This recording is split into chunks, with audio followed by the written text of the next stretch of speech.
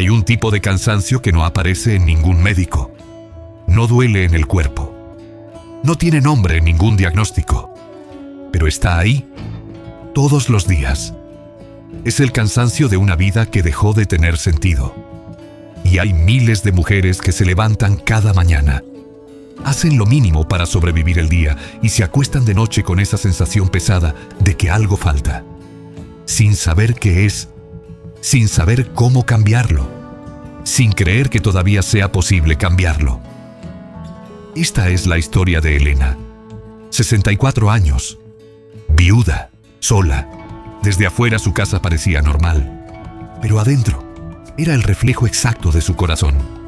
La cocina con platos apilados, la ropa sobre el sillón semanas sin guardar, las cortinas cerradas aunque era mediodía, las ventanas selladas, la luz apagada, el silencio pesado. No era suciedad, era abandono. Elena no había abandonado la casa. Elena había dejado de vivir y la casa simplemente lo mostraba. Cuando Jorge vivía, todo era diferente. La casa olía a comida, a café, a vida. Jorge era de esos hombres que silbaban mientras cocinaban los domingos, que ponían música aunque nadie se los pidiera, que abrían las ventanas de par en par cada mañana porque decían que la casa necesitaba respirar. Con él, Elena también respiraba. Había flores en la entrada que ella misma regaba cada 2 días. Había vecinos que llegaban sin avisar y siempre encontraban café listo. Había una vida que se sentía llena, no perfecta, pero llena. Pero Jorge murió hace 8 años, y con él se fue algo que Elena nunca supo cómo recuperar. Fue despacio. Primero dejó de limpiar, luego de cocinar de verdad, luego de salir, luego de responder, luego de importarle. Hubo una época en que sus amigas la llamaban seguido. La invitaban a tomar café, a caminar, a misa los domingos. Elena siempre tenía una excusa. Estoy cansada. Tengo cosas que hacer. Quizás la próxima semana. La próxima semana nunca llegaba. Y las amigas, una por una, dejaron de llamar. Los vecinos ya no la invitaban a nada. Su hija Graciela llamaba los domingos, pero las conversaciones eran cortas y vacías. Elena no los culpaba. Pero en el fondo, eso era lo que más le dolía. No la soledad, sino saber que ella misma la había construido. Días sin ganas, tras días sin ganas, hasta que su propia vida le resultó completamente ajena. Fue un miércoles sin nada especial. Elena en el sillón, una taza de café frío, el televisor encendido sin que ella lo mirara. En la pantalla había un pastor, un hombre mayor, de voz tranquila, que hablaba frente a una congregación pequeña. Elena iba a cambiar el canal. Pero entonces él dijo: hay personas que siguen respirando, pero dejaron de vivir. Que tienen una casa, pero perdieron el hogar. Que tienen días, pero ya no tienen vida. Dios no nos puso en esta tierra para sobrevivir. Nos puso para vivir, para sentir alegría, para dar y recibir amor, para que cada mañana tenga un sentido. Pero eso no llega solo. Eso se decide. Se decide todos los días al levantarse. Se decide en las cosas pequeñas, en cómo tratas tu casa, en cómo tratas tu día. Porque la vida que tienes afuera es el reflejo exacto de lo que decidiste adentro. Elena se quedó quieta, el café frío en la mano, el televisor hablando. Y algo dentro de ella, algo que llevaba años dormido, se despertó. No fue llanto. No fue revelación dramática, fue una imagen. La imagen de Jorge abriendo las ventanas cada mañana. La casa respirando, ella respirando. Y luego la imagen de ahora. Las cortinas cerradas, el silencio, el café frío. 2 vidas, la misma mujer. Decisiones diferentes. Así no se vive. Esa noche no durmió bien. Las palabras del pastor le daban vueltas. La vida que tienes afuera es el reflejo exacto de lo que decidiste adentro. ¿Había decidido esto? No conscientemente. Pero cada cortina que no abrió había sido una decisión. Cada invitación rechazada había sido una decisión. Cada mañana sin ganas que dejó pasar había sido una decisión. Y si había decidido llegar hasta aquí, podía decidir algo diferente. Se levantó a las 2 de la madrugada y lavó los platos. No todos, solo los del fregadero. 20 minutos. Cuando terminó, se quedó mirando el fregadero vacío. Era tan poco, era tan simple, pero hacía meses que no lo veía así. Volvió a la cama y por primera vez en mucho tiempo se durmió rápido. Al día siguiente, abrió las cortinas. La luz entró de golpe y Elena tuvo que cerrar los ojos un momento. Cuando los abrió, la sala se veía diferente. No mejor todavía, diferente. Como si la luz hubiera revelado algo que las sombras escondían. Guardó la ropa del sillón. Pasó un trapo por el piso. Abrió la ventana del cuarto para que entrara aire.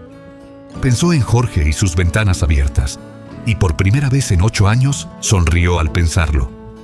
Por la tarde salió a comprar pan. Al pasar por la ferretería entró y compró una planta pequeña de flores blancas. La puso en la maceta de la entrada. Se quedó mirándola un momento.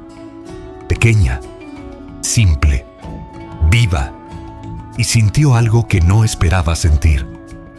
Ganas de que siguiera creciendo. La tercera semana fue cuando casi desistió. Graciela llamó el domingo como siempre. Elena le contó que había estado ordenando la casa. ¡Qué bueno, mamá! Voz plana, sin preguntar más. Elena colgó y se quedó en silencio. Nadie nota nada. Nadie va a venir de todos modos. La tristeza volvió como siempre volvía. De golpe, pesada, familiar, como una visita que no avisa pero siempre sabe dónde está la llave. Miró la sala. Todavía había cosas por ordenar.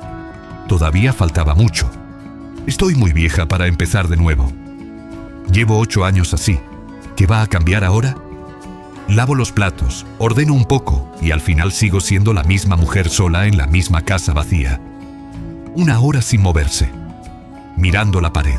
Pensó en llamar a Graciela de nuevo y decirle que tenía razón. Que no había para qué esforzarse. Que así estaba bien. Pero entonces miró hacia la entrada. La planta. Tenía 2 flores nuevas que no estaban antes. Nadie las había pedido. Nadie las esperaba. Pero habían crecido igual. Porque eso es lo que hace la vida cuando le das aunque sea un poco de cuidado. Crece. Sin pedir permiso. Sin esperar que alguien lo note. Sin importar si afuera llueve o hace frío. Crece porque esa es su naturaleza. Y Elena pensó, yo también fui así alguna vez. Se levantó y siguió ordenando. No para que alguien lo notara, sino porque decidió que su vida merecía florecer aunque nadie estuviera mirando. El día 40 doña Rosa tocó la puerta con unas naranjas del árbol de su patio. Elena abrió de par en par. «Pase, doña Rosa». Justo estaba haciendo café. Doña Rosa entró, miró alrededor en silencio. Luego miró a Elena. «Elena, qué linda está la casa». Elena sonrió. «Estoy volviendo a vivir», dijo simplemente. Se sentaron.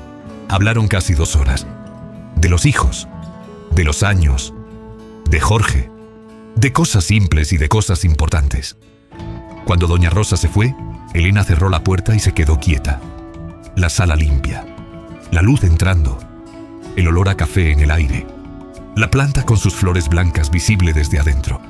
Hacía años que no sentía eso, calidez, dentro de su propia casa, y pensó en Jorge y sus ventanas abiertas. Y supo que él hubiera sonreído. Lo que Elena descubrió no fue un secreto de felicidad, fue algo más simple y más poderoso.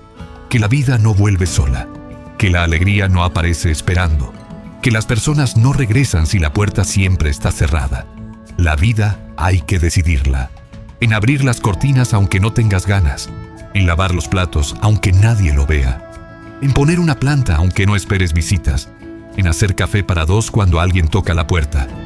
Porque la vida que tienes afuera es el reflejo exacto de lo que decidiste adentro.